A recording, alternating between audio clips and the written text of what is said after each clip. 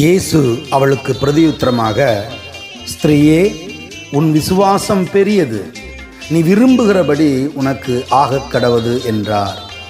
அந்நேரமே அவள் மகள் ஆரோக்கியமானாள்.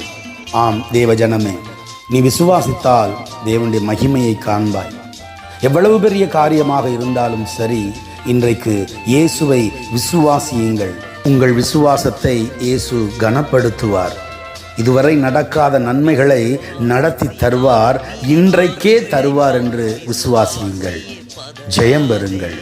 ஆமென். விசுவாசத்தினால் நீதிமான் பிழைப்பான். விசுவாசியே பதறாதே, கலங்காதே, திகையாதே விசுவாசியே, கலங்காதே, திகையாதே விசுவாசியே. கல்வாரி நாயகன் கைவிடாரே, கல்வாரி நாயகன் கைவிடாரே.